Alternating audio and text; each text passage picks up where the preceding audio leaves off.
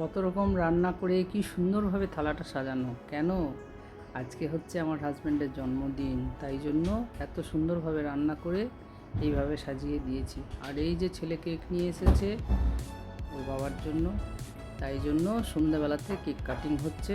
আর আমি সকাল থেকে রান্না নিয়ে ব্যস্ত, তাই এই ব্লগটি দেখতে গেলে তোমাদেরকে জুড়ে থাকতে হবে এবং পাশে থেকে, কারণ এইটাই পরম্পরা হয়ে আসছে, কেক কাটিং, পায়েস, রান্না, তাই করলাম। নমস্কার, good morning, welcome back to my channel Smriti's world. কেমন আছো তোমরা? আশা করি খুব ভালো আছো। দেখো আজকের সকালটা কিন্তু মেঘাচ্ছন্ন এবং বৃষ্টির সাথে জুড়ে থাকা সকাল।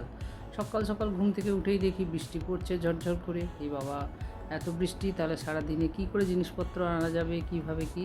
কিন্তু এমন প্রকৃতির নিয়ম, ভগবানের কী সৃষ্টি। একটু পরেই দেখি বৃষ্টি কিন্তু থেমে গেল। আর বৃষ্টি থেমে যাওয়ার পরে কী যে গরম বাড়ে, মানে আমি বলেও বোঝাতে পারবো না। কলকাতার ওয়েদার তো, বৃষ্টি থেমে গেলে কিন্তু গরম, একটা ভ্যাপসা গরম শুরু হয়ে যায়। আর সেই ভ্যাপসা গরম শুরু হয়েও কিন্তু কোনো উপায় নেই, আমাদের মেয়েদের রান্না তো করতেই হবে। তাই আমি যথারীতি চাটা খেয়েছি, সেগুলো আর দেখাতে পারলাম না। এই যে সকাল সকাল লুচি তরকারি করলাম, জলখাবারে কী দেবো, তাই জন্য আজকে লুচি করেছি, গরম গরম লুচি আর মটর আলুর ঘুগনি। তার সাথে মিষ্টি, বাঙালি ঘরে আর মিষ্টি থাকবে না, এটা কি হয় নাকি? তাই এই হলো আজকের জলখাবারে। দেখো বাটি করে রেডি করে দিলাম জলখাবারের।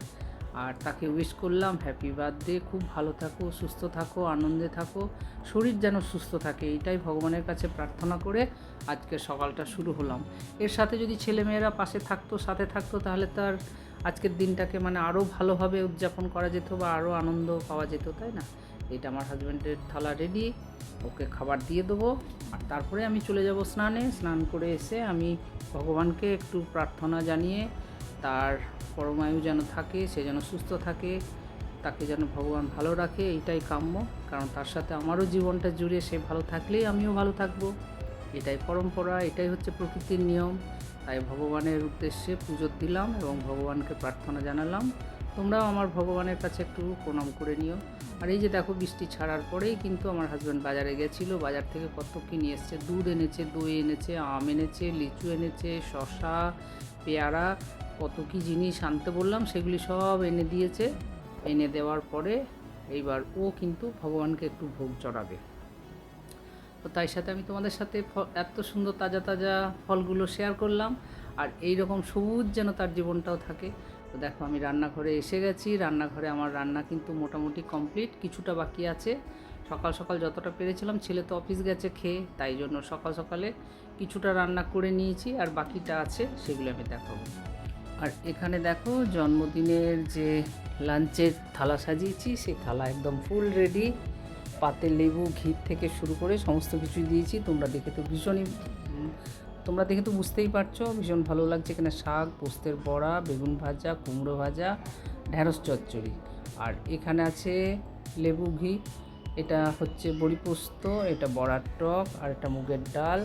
আর শশাও একটু লম্বা লম্বা খেতে ভালোবাসে, তাই আজকের দিনে আমি ওকে এইভাবেই দিলাম। আর ওখানে দিয়েছি মিষ্টি দই আর মিষ্টি। আর যেটা ভুল হয়ে গেছে, যেটা বলে পরমান্ন, পায়েসটাই হচ্ছে আসল। আমি কিন্তু পায়েসের বাটিটা এখানে যে ভিডিও তোলার সময় নিতে ভুলে গেছি। আসি, পায়েসটাও দিয়ে দেবো।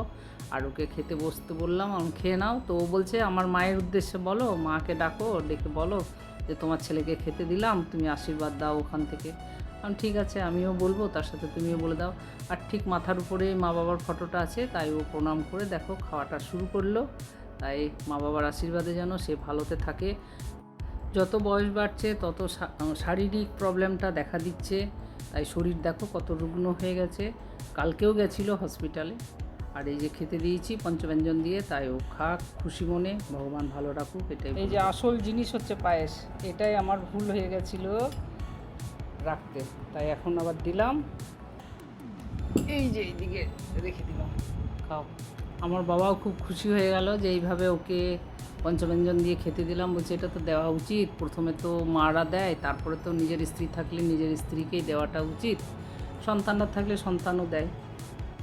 আর এই যে সন্ধ্যাবেলা ছেলে অফিস থেকে ফেরার পথে দেখো এই কেকটা নিয়ে এসেছে, এই কেক কাটিং হবে।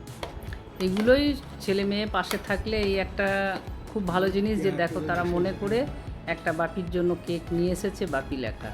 তাই সেটাও খুব আনন্দ পেলাম যে কমসে কম ছেলে আছে বলে এটা সম্ভব। আর আমি একা থাকলে, আমরা যখন দুজনে একা থাকতাম খুব অসুবিধাই হতো। তারপরে মেয়েরা ওখান থেকে অর্ডার দিয়ে দিত, ঘরে ডেলিভারি দিয়ে যেত কেক। আর এবার আর সেটা হয়নি, যেহেতু ছেলে আছে ওই নিয়ে এসেছে। তো দেখো কি সুন্দর কেকটা, তাই না? খুবই সুন্দর চকলেট কেক। তাই চকলেট কেকটা আমরা কাটাকাটি হবে, তোমরা পাশে থেকো। আর এই যে যার বার্থডে সে দেখো ড্রেস পরে একদম ফুল রেডি। এই শার্টটা আমি গিফটে দিলাম, অ্যামাজন থেকে অর্ডার দিয়ে আনা হয়েছে, আমার তরফ থেকে এটা গিফট। আর ছেলে দিল এই কেকটা গিফট। আমাদের কেক চলে এসেছে, কেক কাটিং হবে। আর সেখানে আর এখানে দেখো মেয়েরা কিন্তু রেডি।